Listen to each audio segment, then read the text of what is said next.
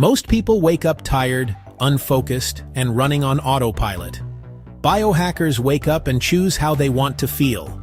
Most people hit the snooze button, and their first thought is not one of excitement, but of dread. They move through their day on a kind of autopilot, a passenger in their own life. They wish they had more energy to play with their kids. They wish they had more focus to excel at their jobs. They think that real, lasting change is hard. They believe they need more time, more money, some magical new supplement to feel better. They wait for conditions to be perfect before they even consider starting the journey to a better version of themselves. Biohackers are different. They are not defined by fancy tools, expensive gadgets. They are defined by their approach. They choose how they want to feel each day. They actively look for small, manageable wins that compound over time. They treat their own body and mind like a personal laboratory. They form a hypothesis about what might work. They run small, low-risk experiments to test those ideas. Then they carefully observe the results, keeping what works and discarding what does not. This is not a process of hope, it is a process of discovery. This is not about the newest tracking ring, the most advanced meditation app. It is not about buying the latest biohacking gadget you saw on a podcast. The biggest and most profound change comes from a single, simple mindset shift. It is a fundamental reframing of how you see yourself. See your biology not as fixed hardware, but as adaptable software that you can update. Become the scientist of your own life, running small, consistent experiments on yourself. That single, powerful shift is the key that unlocks the door to making big things possible. This is the promise. It is not about a complete overhaul overnight. It is about understanding that you are not a victim of your circumstances or your genetics. You are the architect. The tools you need are not external. They are internal. The most powerful tool is your perspective. By shifting from passive observer to active experimenter, you take back control. You stop waiting for life to happen to you and start making life happen for you. This one shift is the foundation upon which all other positive changes are built. It is the first domino that, when tipped, sets all the others in motion. Why do so many people remain stuck in a state of mediocrity? They feel average, and so they stay average. People treat their body and mind like a leased car they cannot touch. If the car feels sluggish, they assume it must stay slow. If they feel tired after a poor night's sleep, they accept it as their reality for the day. They operate from a place of hope. Hope they will feel more energetic tomorrow. Hope something will magically fix their lack of focus. But hope is not a strategy. It's a passive wish, a lottery ticket that rarely pays out. This passive stance keeps people in a cycle of inaction.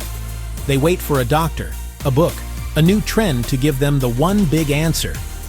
They search for a silver bullet. That places power outside themselves. It makes change feel monumental, a total life reset. So they never start. The effort seems too great and the path unclear. Instead of hoping, start experimenting. Think like a scientist in your own laboratory of one. Scientists test hypotheses, not hope. They note what works and what doesn't.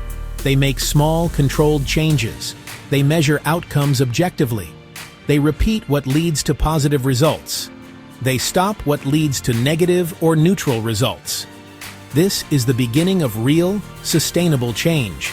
It's an active process that puts you in the driver's seat with data from your life.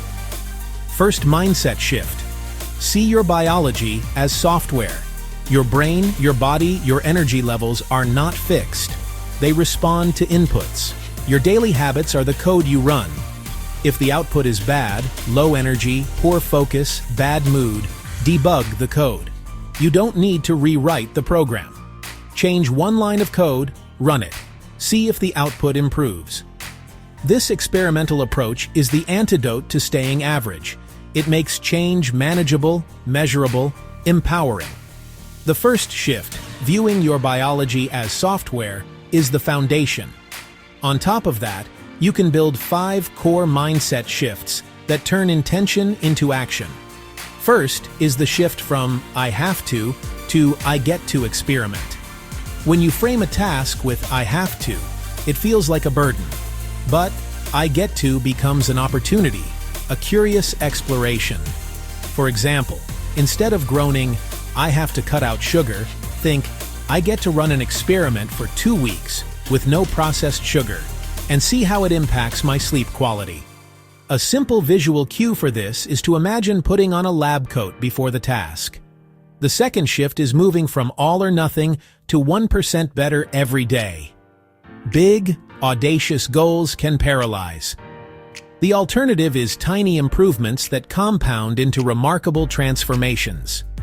Instead of 30 minutes of meditation, start with 1 minute of focused, deep breathing. A visual cue is a single domino. A small push can topple a long line of larger ones.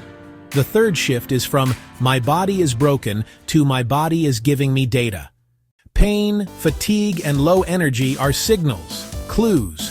Track simple metrics like sleep duration, daily mood, step count using a simple notebook. If you slump at 3 p.m., note lunch for 3 days, then change one thing, like adding more protein, and observe the change. Each signal is a piece of data and should be treated as such. The fourth shift is going from "I'll start when I have the time or money" to "I start with what I have right now." People wait for perfect moments. You don't need a gym to move. Do a 5-minute circuit. You don't need a spa for cold exposure. End your shower with 30 seconds of cold water. The fifth shift is from "I need to be perfect" to "I track, adjust, and repeat." Perfectionism is the enemy of progress. Keep a simple daily log, 1 sentence on what you tried and how it felt. Then tweak one small thing next week. This iterative cycle creates sustainable growth, not burnout. These 5 mindset shifts provide the map, but a simple daily system is the vehicle that moves you forward. This system isn't complicated. It can be done in just 8 minutes a day, broken into small, manageable chunks.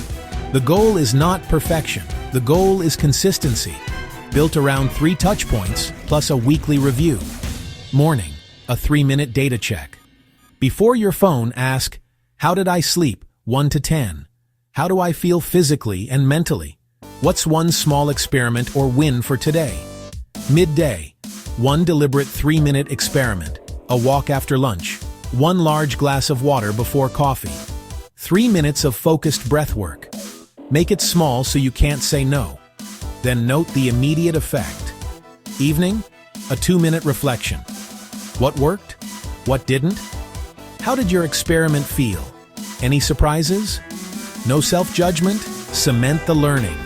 That's 3 minutes morning, 3 midday, and 2 minutes in the evening, a total of 8 minutes. You can then have a weekly 1 15-minute review to keep what works and choose one new small experiment. Even with the best system in place, certain mental traps can derail your progress. These are the mindset killers, the internal voices and habits that convince you to quit. Recognizing them is the first step to defeating them. The first is comparison. Scrolling your feed, comparing your behind the scenes to someone else's highlight reel kills motivation. Curate your information diet. Limit or delete the apps for a week and see how you feel. Use that time to learn, to walk, to focus on your own journey, your own data, your own 1% improvements. Second is over-planning. Analysis paralysis feels productive, but it's procrastination. Embrace a bias toward action. Make the first step laughably small and start today. If your goal is to drink more water, don't research filters for an hour. Drink 1 glass now. 1 action beats a week of planning. 1 imperfect step forward builds momentum. Knowledge is not power, but applied knowledge is. Commit to a 30-day experiment on yourself. Use the 8-minute daily system. Pick 1 small experiment.